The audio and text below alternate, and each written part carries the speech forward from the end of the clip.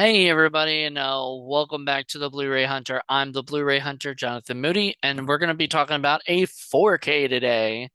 One that I've been kind of excited to watch, not just because I wanted to see it on 4K, which is the main reason, but also because I haven't seen it since my Law and Society class back in like high school and shit.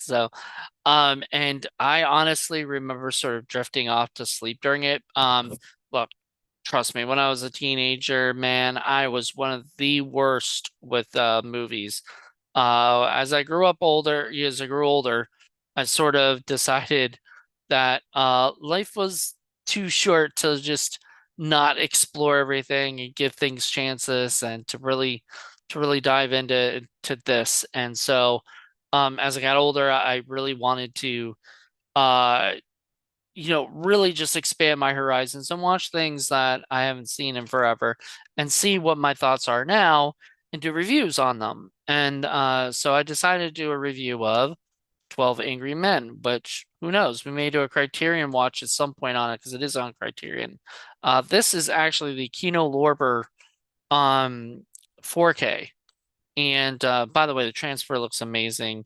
Just to give you guys a heads up, it's got like two audio commentary tracks, one by film historian and screenwriter Gary Girani, and audio commentary by film historian Drew Casper. So you can listen to two film historians talk about the movie as well. 12 Angry Men, 1997, that is on its own separate disc. The other disc is in the player, but this is a Blu-ray right here. And so it's a another, it's a whole nother movie. It's the remake. So you don't get just the film, you also get the remake. Kino Lorber also did this with another one I have, which is In the Heat of the Night. They put the two sequels on another disc. So you're not just getting one movie for that, you're getting three. Well, in this you're getting two for the price of one, which is awesome. Let's see. Beyond a Reasonable Doubt, The Making of 12 Angry Men, Inside the Jury Room, featurette. So I haven't explored the featurettes or the audio commentary. I wanted to give this like a fresh approach of like how I feel about the movie. I don't kind of want to be clouded in some way, giving this sort of review. Um, I'll first say this is my second Sidney Lumet movie I've watched this week. I just watched what was it Failsafe, which is a Criterion film. And I've also this year I watched Prince of the City for Film Freaks. So to review for that. So I've been pretty Sidney Lumeted this year, which is great. I actually like a lot. I mean I love a lot of his movies, and 12 Angry Men is one of them. So 12 Angry Men basically is about this jury. If you don't know, which you probably do, but you're probably watching this review anyway. What it is about basically 12 jury members who have to basically decide the fate of this poor kid. Don't really get to meet him or anything. The rest of it's like a play. I think it probably was a play. And the whole idea is that and Sidney Lumet, who takes a play and sort of makes it interesting with the camera close-ups and all this other stuff, like he does a really good job getting you, the suspension and all that stuff. So it doesn't really feel like a play, but you could tell because it's pretty much of people all in one room, one location, which is not usually my favorite thing, but if it's done well, like Hitchcock did Lifeboat, I give Sidney Lumet this one. I do like it a lot. So basically, it's about most everybody except one guy, Henry Fonda's character. Everybody except him voted, not or voted guilty for this kid who committed or supposedly committed a murder. And so, Henry Fonda has to basically change their minds and everything. And what we see really is debate about, reasonable doubt, which is really what you need to, if you have reasonable doubt, or whatever, you have to vote not guilty, or whatever. So, uh, because you can't let somebody go be guilty of something if you really truly believe like he might not have done it or whatever. And so there was talk about them uh going to um what is it a hung jury, which I mean is understandable because if you guys can't if nobody can agree, they gotta be a hung jury. But this movie takes it to the point where, you kind of feel like the hours or whatever it is like drift by and things start sort of everybody's sort of getting on each other's nerves. It's called 12 Angry Men because everybody at some point is sort of angry at each other. I mean, there's prejudice going on, there's ageist going on, there ageism. There's lots of different things going on. At one point there seems to be a little racism. They kind of talk about it, but it's sort of hinted. But like there's things like that all throughout the whole movie. And you're just like on the edge of your seat wondering what's gonna happen.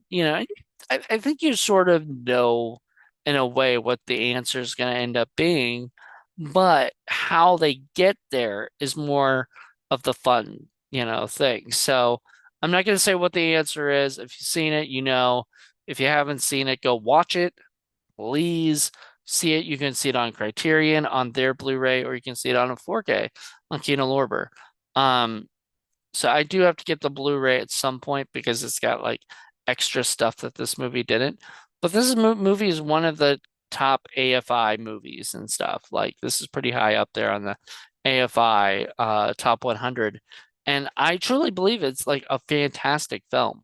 Like it's one that really should be up there because it's a to me it's a 5-star movie. Like it's something where the actors really came together and delivered something that I just haven't seen before.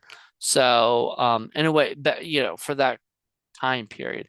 Nowadays it's a very, they did the remake and there's tons of like jury things. We watched a movie called Penrose that had sort of that, ballot, like, should we do this? Should we do that? And arguments and whatnot. This is the one that's sort of started that all off and did a wonderful, wonderful job. As I said, Sidney Lumet did a fantastic job directing it. I loved all the little touches in the film. Some of the little transitions and some of the little, you know, cuts. There's one part where they go to the bathroom, so you see a little bit of what's inside the bathroom there. Uh, at one point, so in the beginning of the movie, the people lock them in there, and even I, who never been in a jury, knock on wood, I don't really want to be on a jury. Um, they and now that I've said that, I'm gonna get jury duty. Thanks, life. But uh, they they end up getting locked in, and the guy's like, "What? They lock you in here?" And I had asked the same question to myself. I said, "They lock them in there? That's weird." And I don't know what that's about, but yeah, they apparently lock them in there. At least in the movie, I didn't go and explore it, but I'm pretty sure that's not something that they just threw in the movie you know, to make it whatever. So they'd have to like knock on the door when they want somebody to come in or ask for something like they ask for evidence, which I didn't know they could do that either. They could ask for the evidence to see the evidence, which makes sense, but I didn't know that you could do that. Especially like a knife. You're gonna bring a knife to like, you know, and the dude had a knife on him. I was like, that definitely cannot happen today. So I talked to some people, and I don't know if this movie could be remade today for today's. world, you know,